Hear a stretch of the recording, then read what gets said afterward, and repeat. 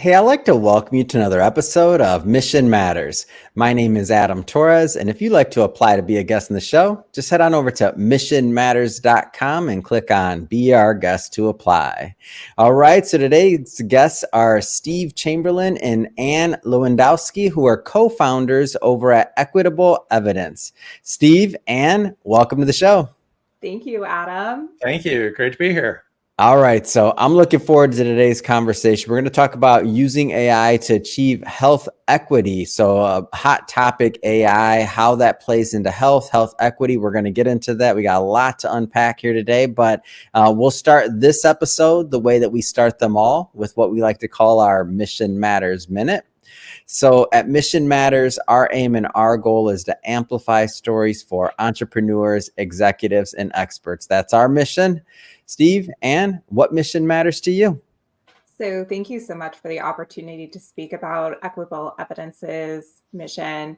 It's both very simple and complex. We're using AI to track bias within the healthcare system, looking and seeing how it influences things like clinical protocols, payment methodologies that ultimately influence healthcare outcomes. Mm-hmm. And this was really born out of my fear as a patient in seeing how AI was being used to ration care and potentially reinforcing bias.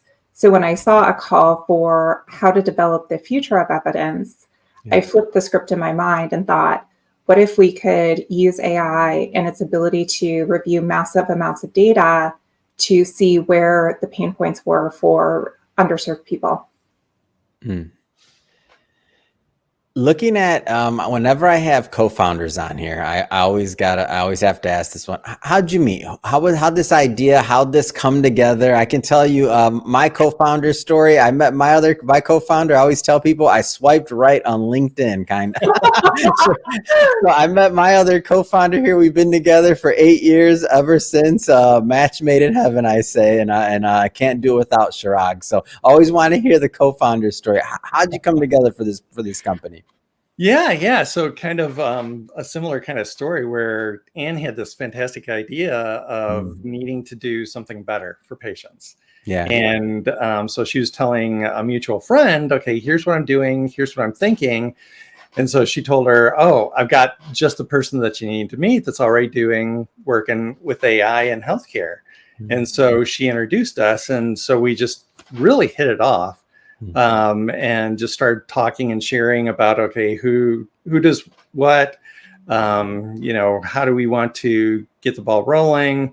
It's just been a great partnership, just because we really have not only great personality that is, meshes well with each other, but each of our strengths, it's perfect as far as me bringing the technology and the AI side to it with her healthcare background. So even though I've been doing this a while, she's just a wealth of knowledge on the healthcare side. So it just worked out well, and it's been going strong ever since. And Steve, what's your story, Ann? What's your side of the story? And before you answer that, I have to tell you this. So sometimes I'll interview co-founders separately, and I'll hear the first one, and then I'll hear the other story. I'm like, that's not what they said. But you have the privilege of you're both doing it at the same time, though. So, Ann, what's your side of the story? Well, I think the first and most important part of the story to note is that Steve has convinced me that we are not on the Terminator timeline. There we go. So okay. That's very important to note. But really, like he said, I approached a friend. I was reviewing opportunities and thought pieces to challenge my thinking around AI. And I saw a question about how could we make evidence that influences the next 10 to 15 years of healthcare more equitably. And that really flipped the script for me on AI and machine learning. And so I did approach a friend. So it's an arranged marriage. It's not swiping right on LinkedIn, but arranged marriage instead. And she introduced us, and, I thought he was amazing. What he's doing is amazing. And it complemented my skills and opportunities very well. And I can't say how grateful I am for him. It's been a true blessing to start a business with him. Amazing. So as we start to kind of unpack the topic here, let's start by just defining this. What bias in healthcare? Like what does that mean? Like, let's start kind of basic here. Like, what does that mean? Why does it matter? Yeah, so bias and healthcare is a very hot topic. I've worked in health equity for about 14 years. I worked in rural health, started a coalition in vaccines focusing on delivering the COVID-19 vaccine equitably around the state of Wisconsin, and joined a large national pharmaceutical company that talked about health equity as well. And really, there's many pieces to bias in healthcare. There's implicit bias, where I might present as a woman or a person with darker skin or without adequate English skills or the ability to really talk about my disease. And of course, those have influence on how a physician or caretaker might view me and how they might treat me. And then there's more overt bias that we can think about, such as denying pregnant and lactating women access to clinical trials, and really, or the exclusion of women in clinical trials until the 90s, or, inadequate representation from certain populations like BIPOC or, Asian Americans and stuff like that. Yeah.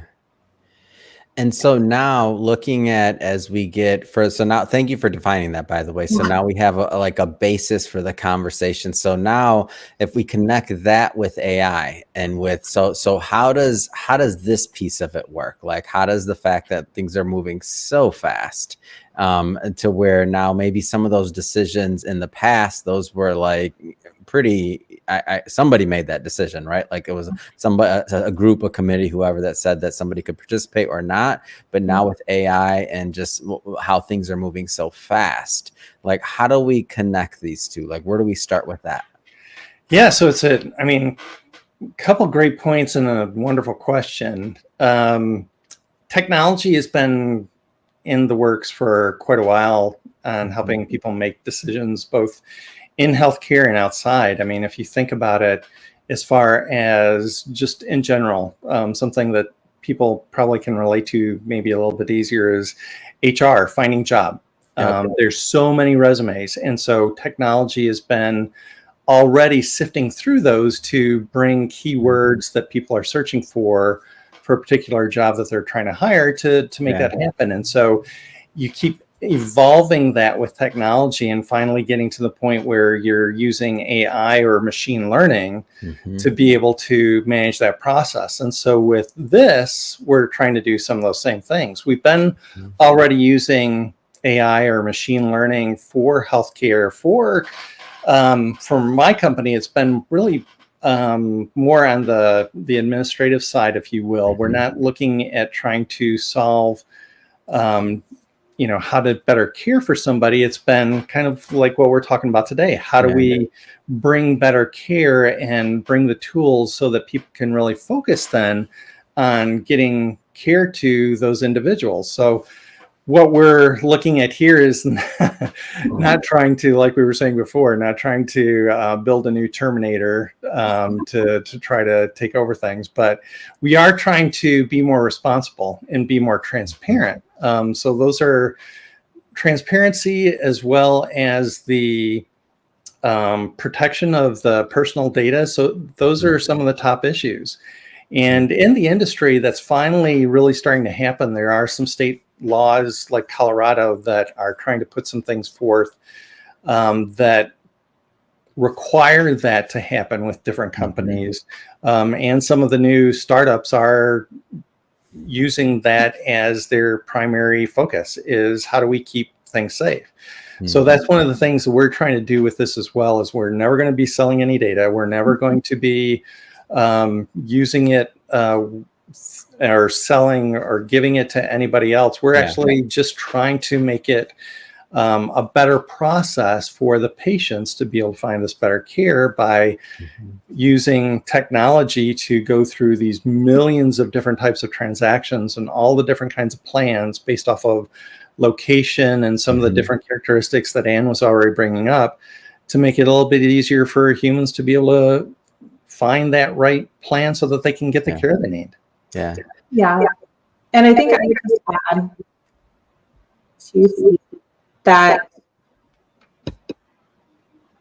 what I've learned from him is really that AI and the algorithms and machine learning start with a set of data. And as a patient, my biggest concern was these data sets are based on human interactions, right? And if we've already established that bias, both implicit and explicit, are huge problems in healthcare, then of course we need something that starts to quantify and highlight where those challenges might be experienced so that we can really start to use AI's power for good rather than reinforcing what we already know to be potentially very bad experiences for people, leading to very bad outcomes. How does this lead to better healthcare? Like better, I should say better patient outcomes. How does this lead to better patient outcomes? How can it? Yeah, so I'm going to take that one. Thanks, Steve. I think about it this way. Our first project, we anticipate being in multiple myeloma. And what we know there is that people with Black skin often are diagnosed much earlier and have much worse health outcomes than the typical, what healthcare might think of as the typical multiple myeloma patient, somebody who's older, a white male, et cetera, et cetera. And so what we're hoping to do is, sort of look at what is the base of evidence, what does it say about what experience might be somebody be having with multiple myeloma, and then working with hospitals so that as they are developing their own AI clinical algorithms, we can say if a person with darker skin presents and they're in their 40s, we know, and they're in pain or whatever, you should, just to be safe, right? It's a blood test. It's not a lot of money. It's not like we're saying, go on and do a huge biopsy, but just flagging that, have you considered multiple myeloma in this case for this patient, because the evidence says there is the potential for that. Now, it's not telling doctors what they have to do. It's just helping them understand that if they've not checked that, it's a potential issue where maybe that patient does have a disease that they're not immediately recognizing, because when they think of multiple myeloma, they think of a 70 or 80-year-old white man. Yeah. So whenever we have like something like what you're trying to accomplish, like health equity, like it's a big topic. I mean, when we think about the medical industry in general, the healthcare industry in general, you're talking to healthcare providers, you're talking to hospitals, you're talking to doctors. There's a huge education piece around this. Like, where do you start? Like, where does someone start with this? So I'll start, Steve, and then I think your experience with Sensa is going to be really great. So there's a ton of effort going into health equity, and I think that's part of the reason why I thought now was the time for equitable evidence. Plans are starting to be scored on their attempts to create more health equity and other opportunities, and hospitals are thinking about it. How do we avoid these adverse outcomes or worse outcomes? Because of course, with value-based payment, that immediately contributes to the bottom line. So I think as we start the work and really build the algorithm and understand, we have the opportunity to go in and talk with people who have stated that this is very important to their organization. And Steve has very good experience with business development, so I'll let him step in and talk about what he does. Yeah, so we've had great experiences working with some of the doctors, hospitals, different practices, as well as patients, as we're developing, designing, putting this together. And so it's not only working with them up front to understand, okay, here's some of the different challenges, here's some of the different experiences, but then being able to get right down into the trenches, as you'd say, of being able to work with them, get their feedback. Some of the times, for example, with some of the doctors, we'll actually go to their practice and wait between times between their patients so that we can talk with them, get their feedback, and do some changes and such. But so part of that process of being able to make sure that it is smooth, works well, also comes down to some of the technology side. So on the technology, we are using the same technology that some of the large insurance companies are using, banks, the Department of Defense, actually the CERN Super Collider, which is Oracle's database. It's their autonomous database. So what that means is the database is even using AI. And so what that means is that as soon as the data gets to the database, it's immediately encrypted. And there's safeguards for the personal information as well, so that everything is masked. And it's so secure that Oracle can't even get to it. So if for some reason we lose the keys, it's gone, it's done. So it's starting from scratch kind of thing. So it's super secure and scalable and being used on a global scale. So it's one of those nice things, all the way from the database to the machine learning to the new Gen AI that they've also integrated into the database, all makes it a complete stack so that it's all reliable and then fits into the model that we were just talking about of being able to get it out there for people to use easily from anywhere. And Steve, going a little bit further, like kind of down that line, you mentioned the Department of Defense. I mean, I see this as being potentially used by, I don't know, policymakers, think tanks, research groups. I mean, the applications are pretty wide. Am I off on that? No, you're exactly right. This kind of technology is being used in a lot of different areas, and that's actually some of the things that Anne and I have already been talking about, and is already generating a lot of great ideas on how we might be able to make this available to others, kind of like open source, if you will. Yeah. So as far as some of the algorithms that we find so that they're not biased, so that people are able to see that this is really a transparent type of process, and we are keeping everybody's interests at heart, and how we're taking some of those extra steps to make sure that we are thinking about everyone, making it sure it's inclusive and not just focused on, the older white guys that are typically the focus of a lot of these different programs. So we're really trying to make sure that it's available for everybody. Sorry, Steve. A representative older white guy. What do you think this evolves into? Like, as we get further and further down that, I don't know if we'll call it the continuum of health equity. Let's just say it's not static. We're getting closer and closer with every step we can take here, with new data, with new insights, as it's trained more, as there's like the sets evolve. Like what do you think this evolves into? Like, let's dream for a moment. We're entrepreneurs. No, that's all good. Anne, do you want to go first, or you want me to? Why don't you go first? And okay. I will take a moment to compose my thoughts. All right. So some of our customers are actually already excited about this, and they were coming up with some similar kind of ideas and how we're looking at this. And so some of where we've actually already started applying it is the pre-certification process, because that's what this financially fits into. Is that how can we, their perspective being a hospital and practices, which are, okay, how do we make sure that as we're bringing in patients for surgery, that there hasn't been some procedure or some medicines or,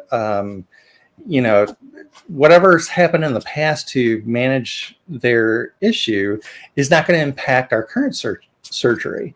And so what we're looking at is being able to use AI for being able to look for some of those different red flags, pull data off of medical documents, and being able to search non-structured type data as well as the structured, and then being able to allow the people that have been doing this on a regular basis, help train the system. Okay, here's the different things to look for. Did we miss something? Okay, training it to look for some of those things in the past. So then that way, again, the patient is having a better experience with being able to make sure that everything goes smoothly with their surgery. There's not anything that's been missed. But then on the other side, helping out the providers, the doctors, their surgical teams by making sure, okay, that they don't have any surprises as they're going through and doing that. So it's kind of a win-win. And then you can actually see, obviously, with equitable evidence, is that that's a natural tie-in. Okay, how do we make sure that for some of these different programs that with all of that information that we have that we can bring to the table is make sure that some of the people that really need the care that maybe doesn't have the right kind of coverage right now, we can actually make some recommendations back to them to say, okay, here's something that you should maybe look at prior to going further down this path of healthcare that could provide you better care, better coverage, so that you can actually get what you need. So it's a lot of this is a natural fit, and it's a win-win-win for everybody. Yeah. So, go ahead, Adam. No, go ahead. Did you want to add to that, Ann? Yeah. So I think from my point of view, I really come at it from a patient, and I think about my own experience as a patient. It's complex. I have 2 autoimmune conditions, and controlling one has made one not fit the standard of evidence. And so I do think that I am very empathetic to the fact that for many people, the standard of evidence that's used, whether it's the clinical standard or the payment standard, does not fit who they are and what they feel in their own skin. And so what I really hope is that we're able to work and bring together a coalition that starts to understand what is it like to be a complex patient, because everybody talks about people like me costing the system the largest amount of money, but we're not very good at managing them. We're also not good at managing people with culturally sensitive needs, or even diagnosing certain types of population like skin disease on darker colored skin.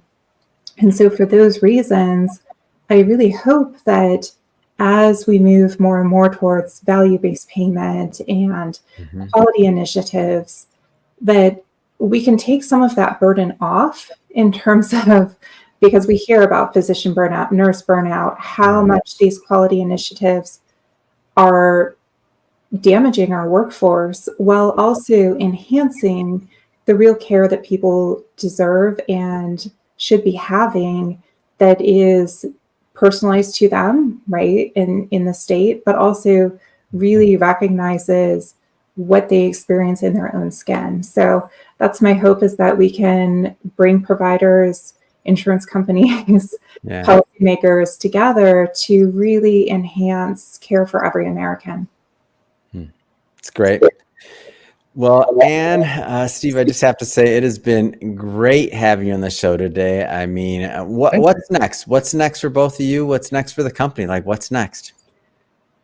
Well, we need to do some fundraising. I'll be really honest, but I think like I said, the first disease state that we want to tackle is multiple myeloma, really starting to see and how to frame that so that we can really start to disrupt some of those health disparities. And I'll share a story of why that's so important to me personally. I worked as policy and advocacy director at a major pharmaceutical manufacturer. And in the course of my duties, I went to a Light the Night event, which is the leukemia and lymphoma lighting up the night, creating hope for cancer survivors and those in the middle of their cancer journey. And a Black woman shared her story about how it was to be diagnosed late, not be recognized immediately. And, she had a family, she was young, and it just left me with this urge to really help make a city in my own state, Milwaukee, which is known for its health inequities, better and more equitable place. It's great. Steve, any final words in your end? What's next? Yeah, just trying to tell me the tech side. What you got up your sleeve?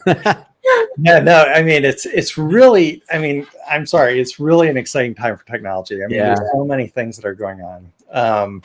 And there are some, there's some actual really cool tools that I just found out about yesterday that I can't wait to get my hands on, that's going to make our process even easier. So again, it's really kind of funny with what we're talking about. It's actually using AI to help generate the code that we need.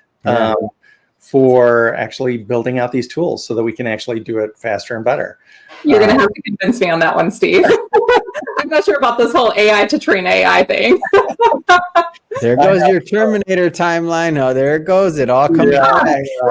I know, and it's probably so obvious. I'm sorry, but I am a geek at heart, and all this technology stuff is just really gets me excited. So, but how do we know it's not biased? Exactly. So it's making sure that we do the right thing, and then and putting a lot of this together so that we can actually start showing some of these different models of, okay, this can really work, this can really happen, and it's here today. Yeah. It's great. Well, if somebody's listening or watching this and they want to follow up and they want to learn more and continue to follow the journey, or even you mentioned that you're going to be doing some fundraising, like how do people connect? How do people connect and keep the conversation going? So we do have a website. It's equitableevidence.com. And of course, my email there is Ann@equiEVU.com. So feel free to reach out and give us a shout, and we can't wait to get to know your audience even more. Awesome. And for everybody's watching and listening, just so you know, we'll put all the links to the website, all that other good stuff in the show notes so that you can just click on them and head right on over. And speaking of the audience, if this is your first time with Mission Matters, this is a daily show. That means each and every day we're putting out new content for you, bringing on new ideas, new entrepreneurs, and hopefully new inspiration to help you along in your journey. If that sounds interesting, we welcome you. Hit that subscribe or follow button so that you get the notification, because guess what? Daily show. Tomorrow you're going to get that notification. We're going to have another episode for you. And Steve, this has been so much fun. Again, thank you so much for coming on the show. Thanks, Adam. And I can't wait to catch tomorrow's episode. Yeah, it was our pleasure. Thank you very much.